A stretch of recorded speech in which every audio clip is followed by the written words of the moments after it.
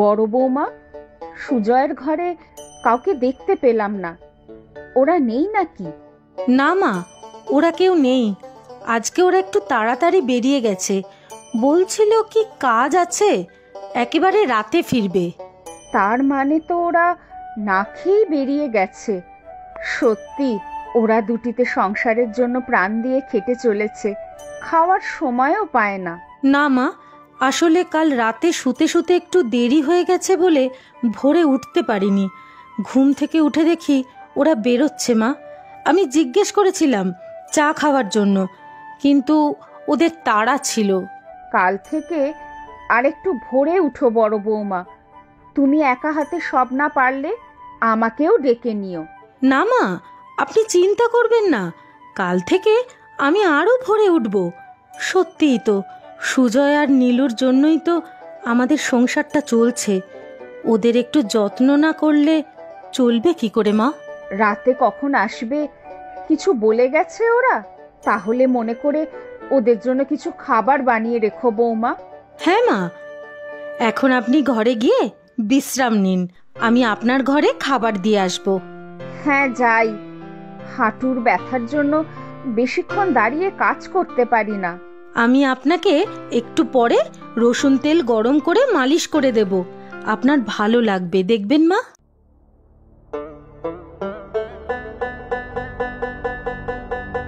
মা, আপনার ওষুধটা এনেছি, খেয়ে নিন। হ্যাঁ দাও। তুমি খেয়েছো? হ্যাঁ মা, আমি খেয়ে নিয়েছি।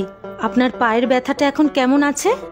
রসুন তেলটা লাগানোর পর একটু আরাম লাগছে। সত্যি তোমার হাতে জাদু আছে বৌমা। কি যে বলেন মা আপনি! অজয়টা চলে যাওয়ার পর থেকে তুমি বড্ড একা হয়ে গেছো, তাই না বৌমা? আগে অজয় থাকতে কত জায়গায় ঘুরতে নিয়ে যেত। হ্যাঁ মা, সুযোগ পেলেই পরিবারের সবাইকে নিয়ে বেরিয়ে পড়তো। তখনও সুজয়টার বিয়ে হয়নি। সুজয়ের বিয়ের 4 মাস পরেই অজয় আমাদের সবাইকে ছেড়ে চলে গেল। সেই থেকে সুজয় আর নীলুর সংসারের হাল ধরা শুরু। ওরা না থাকলে তো আমি ভেসে যেতাম হয়তো মা। সবই নিয়তি আমাদের। ছোট বৌমাও যে সব এত তাড়াতাড়ি মানিয়ে নিয়ে আমাদের সাথে একসাথে থেকে যেতে পারবে, সেটা আমি ভাবতেই পারিনি। তা না হলে যে কি হতো। ঠিকই বলেছেন মা, আমাদের নীলু খুবই ভালো মেয়ে। বৌদি, ও বৌদি, চায়ে একটু আদা দিও কিন্তু। আরে দিদিকে আসতে তো দাও আগে। আমরা আসার আগেই বৌদি ঠিক টের পেয়ে যায়, দেখবে চা নিয়ে হাজির। তুমিও না সত্যি পারো বটে। তোমার স্পেশাল আদা চা, আর নীলু এই তোমার কফি। কি যেন বলো, ল্যাতে কফি? দিদি তুমি জিনিয়াস, সব বুঝে যাও কার কি চাই। তবে একটা ফ্রি অ্যাডভাইস দিচ্ছি, শোনো, সবসময় এত দায়িত্ব নিজের কাঁধে নিও না, পরে কিন্তু মুশকিলে পড়বে, বুঝলে? আচ্ছা চলো তো এখন রাতের খাবার রেডি করি কফি খেতে খেতে। থাক থাক, অনেক পাকামি হয়েছে। সারাদিন অফিস করার পর এখন উনি রান্নাঘরে খাবার রেডি করতে ঢুকবেন। চুপচাপ বসে কফি খাতো এখন, তারপর ফ্রেশ হয়ে নে। বড় বৌমা ঠিকই তো বলেছে। আমরা তো সারাদিন ঘরেই থাকি, তোমরা বাইরে কাজ করো। এখন তোমার রান্নাঘরে গিয়ে কাজ নেই, বড় বৌমাই সব সামলে নেবে। তা নয় তো কি, তোমরা বসো। রাতে তোমার প্রিয় লাউ চিংড়ি বানিয়েছি সুজয়। লাউ চিংড়ি? দারুণ বৌদি, একটু আদ্র রান্না নীলুকেও শিখিয়ে দিও। মা, দাদাও লাউ চিংড়ির জন্য তোমার আশেপাশে কেমন ঘুরঘুর করতো। তার বলতে কোথা থেকে যে কি যে হলো। তোমরা কথা বলো, আমি রান্নাঘরে গেলাম।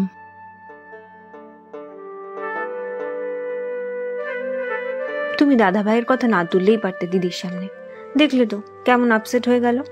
ইস, আমি একদম বুঝতে পারিনি। আচ্ছা, আমি বৌদিকে ঠিক মানিয়ে নেব। চলো চলো ফ্রেশ হয়ে খেতে যাই, না হলে বৌদির আবার খাবার নিয়ে বসে থাকতে হবে। কোথায় যাওয়া হচ্ছে বড় বউ? বাজারে নাকি? আরে পিসি, আপনি কেমন আছেন? এই চলে যাচ্ছে। বয়স তো হয়েছে। তা তোমার খবর কি বড় বউ? ভালোই আছি। একদিন আসবেন আমাদের বাড়িতে, সবার ভালো লাগবে, মাও খুব খুশি হবেন। সে একদিন যাব না হয়। তা বাইরের বাজার হাট দোকানপাট সব কি তুমিই করো বৌমা? হ্যাঁ, আমিই করি। কেন? না, বাড়ির ছোট ছেলে ছোট বৌমা বাড়ির সব কাজের বোঝা কি তোমার হাতে ছেড়ে দিয়ে নিশ্চিন্তে আছে নাকি? মাথার ওপর স্বামীর ছত্রছায়া না থাকলে এমনটি হয়। এইসব কি বলছেন আপনি? বাড়ির সবাই আমার খুব আপন। সুজয়, নীলু, মা সবাই আমাকে খুব ভালোবাসে, যত্ন করে। চোখে ঢুলি পরিয়ে রেখেছে বুঝলে। চোখের ওপর থেকে কালো পট্টি সরাও বড় বউ। সময় থাকতে থাকতে নিজেরটা বুঝে নাও, পরে সব হাতছাড়া হয়ে যাবে তোমার এই ভালো মানুষের কারণে। সংসারের বোঝাই টেনে যাবে কলুর বলদের মতো। কি বলছেন আপনি? তবে আর বলছে কি, চুল তো এমনি এমনি পাকেনি আমার। এই দুনিয়া চেনা আমার। তোমাকে কাজের লোকের মতো খাটিয়ে নেবে, তারপর তোমার প্রয়োজন ফুরালে আর চিনবে না। দেখো, সম্পত্তি থেকেও বেদখল করে দেবে তোমার দেওর আর দেওরের বউ। তখন তোমার শাশুড়িও কিচ্ছুটি করতে পারবে না। আর সেও বা আর কতদিন? একটু ভেবে দেখো। আচ্ছা, আমি ভেবে দেখব পিসি। আমার দেরি হয়ে যাচ্ছে, পরে আবার বাজার পাবো না। হ্যাঁ যাও, নিজের ভালো তো পাগলেও বোঝে।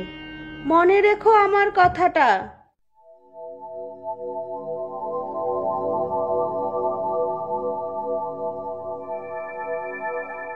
বড় বৌমা, আজ বাজারে ভিড় ছিল বুঝি, আসতে এত দেরি হলো?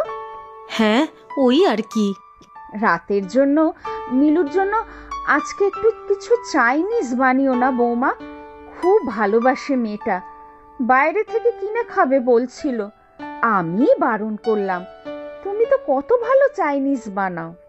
কেন মা, আমাকে দেখলেই কি আপনাদের রান্নার কথা মনে পড়ে? রোজ নতুন নতুন অর্ডার। কোনোদিনও কি আপনি আমার পছন্দের কথা জানতে চেয়েছেন? এইসব কি বলছো বড় বৌমা? কি হয়েছে তোমার? আপনি সব সময় সুজয় আর নীলুর কথাই ভাবেন, কারণ ওরা রোজগার করে আর আমার কোনোই দাম নেই না। আমি এই সংসারের জন্য কি কিছুই করি না মা? আমি তো কাজের লোক এই সংসারের, সবাই তো তাই বলে। জানি না বাপু, কার সাথে কথা হয়েছে তোমার? হঠাৎ তোমার মাথায় কেন ঢুকলো এসব?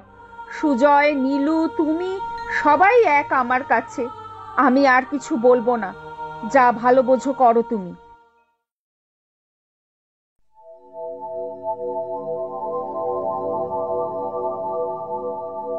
এ কি, ঘর অন্ধকার কেন?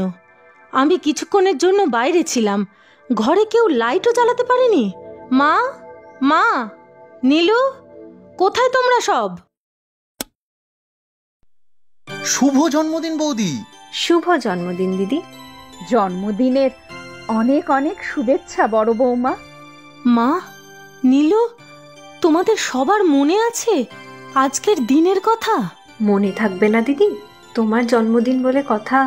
আজকে সকালে যখন দেখলাম তোমরা সবাই যে যার মতো ব্যস্ত, কারোর মনে নেই আমার জন্মদিনের কথা, তখন খুব কষ্ট হয়েছিল মনে, তাই একাই বেরিয়ে পড়েছিলাম।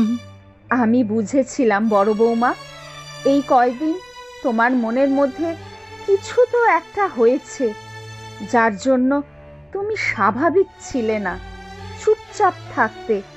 নীলুই আমাকে বলেছিল তোমাকে সময় দিতে, আর আজকের প্ল্যানটা পুরোটাই নীলু সুজয়ের। বৌদি, দাদা থাকলে ঠিক এমনভাবেই তোমাকে সারপ্রাইজ দিত, তাই না? তুমি আমাদের কাছে অনেক প্রিয়, অনেক আপন। তোমার প্রয়োজন কোনোদিনও আমাদের কাছে ফুরবে না দিদি। তুমি আছো বলেই তো আমরা দুজনে বাইরে শান্তিতে কাজ করতে পারি। তুমি শুধু দিদি ভাই না, তুমি তো আমার আরেক মা। টাকা রোজগার করে সংসার সামলানো আর ঘরে থেকে সংসার সামলানো দুটোরই সমান গুরুত্ব বড় বৌমা। আর কখনো এই নিয়ে মন খারাপ করবে না। আমাকে ক্ষমা করে দাও তোমরা। আমি হঠাৎ করে নিজেকে নিয়ে স্বার্থপরের মতো ভাবতে শুরু করেছিলাম, খুব ছোট মনের হয়ে গিয়েছিলাম। আমাকে তোমরা ক্ষমা করে দাও, ক্ষমা করে দাও। জন্মদিনে আবার কান্নাকাটি কেন? বৌদি, আজকে নীলু তোমাকে সারপ্রাইজ দেওয়ার জন্য রান্না করেছে, বুঝলে? এখনই খেয়ে দেখো খাওয়া যাচ্ছে কিনা, না হলে আবার অর্ডার করতে হবে। দেখেছো দিদি, তোমার দেওর কেমন খাপাচ্ছে আমাকে? আমি ভিডিও দেখে রান্না করেছি গো, তুমি চেখে দেখো, মাও সাহায্য করেছে। বাইরের লোকের কথা শুনে আমি তোমাদের ভুল বুঝেছি। তোমরাই আমার আপনজন। অজয় বেঁচে থাকলে খুব আনন্দ করতো আজকে।